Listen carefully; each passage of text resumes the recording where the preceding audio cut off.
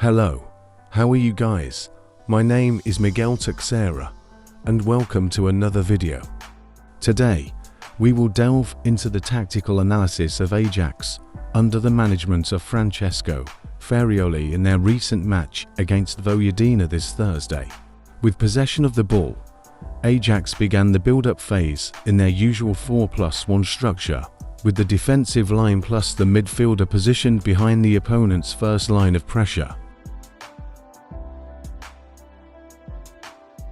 Ajax circulates possession with the clear intention of finding the free man and overcoming the pressure in a supported manner. To support the ball carrier, the full-backs move into the half spaces. When the opponent's first line of pressure intensifies, the full-back approaches the ball carrier to offer a passing option, while the midfielder moves to create a solution behind the first line of pressure. This setup allows Ajax to overcome pressure through a vertical pass or third-man movement. Ajax successfully overcomes the opponent's first line of pressure. The attacking midfielders position themselves behind the opponent's midline to support progression. When an opposing defender comes out to press the attacking midfielder, Ajax aims to quickly pass to a player facing the game, allowing the team to accelerate the pace of play. Henderson, facing the game, plays a long diagonal pass to exploit a 1v1 situation in the wide areas. Notice how the long diagonal pass stretches the opposing defense and isolates our winger in a 1v1 situation.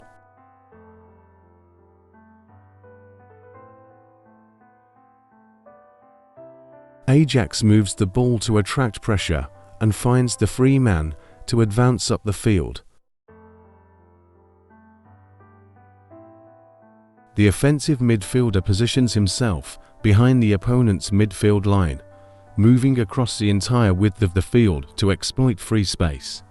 Pay close attention to the winger's positioning, as it pins the opponent's fullback in higher areas, creating space for the offensive midfielder to explore.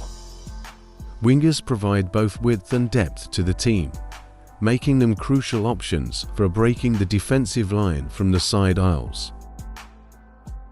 Ajax varies the center of play to seek advantages on the opposite flank. The fullback accelerates to become a solution in the final third. The intention is to free up the side corridor, enabling 1v1 situations for the winger. Once the ball enters the side corridor, an overlap begins, creating a 2v1 situation with the opposing fullback and causing confusion about which player to defend.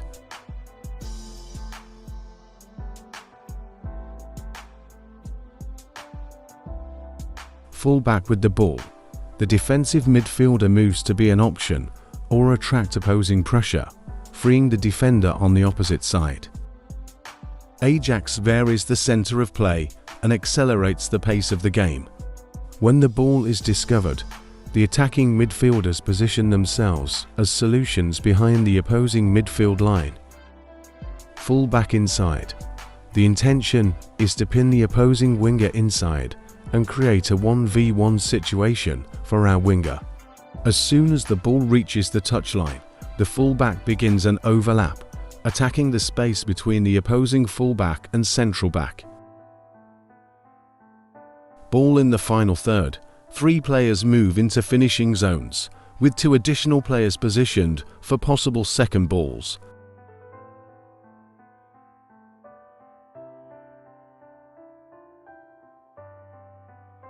Again, Ajax circulates the ball to attract opposing pressure and release players behind that pressure. When the ball is uncovered, we can identify the winger's positioning at full width, starting a movement from the outside to the inside to attack the back of the opponent's defensive line. Even if the deep pass is not made, Ajax maintains possession, allowing us to identify new breaking movements to attack deep space.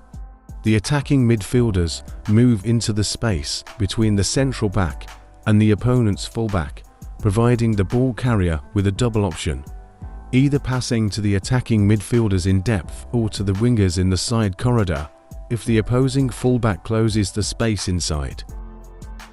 Ball enters the side corridor. The winger has time and space to receive and face the opposing fullback. The attacking midfielder's movement forces the opposing fullback to come inside, giving the winger the freedom to take on a 1v1 with the fullback. When the winger has the ball, the attacking midfielder attacks the space between the central back and the opponent's fullback.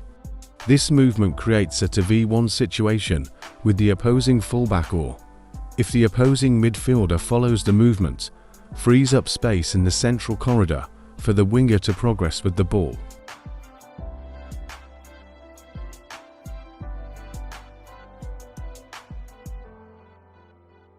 Central back with the ball. The fullback starts moving from the outside to the inside to drag the opponent's wing and free up the side corridor.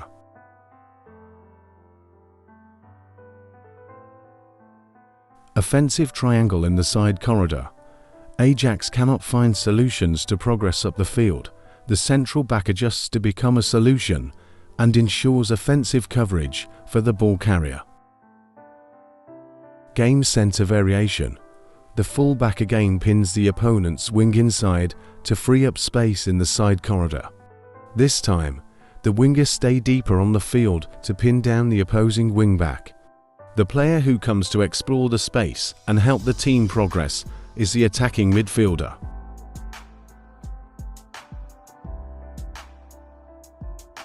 Ball in the side corridor. The winger advances in a one-on-one match with the opposing fullback. Ajax always positions 3 or 4 players in finishing zones. This is how Ajax tries to break the opponent's block and achieve the objective that would give them victory.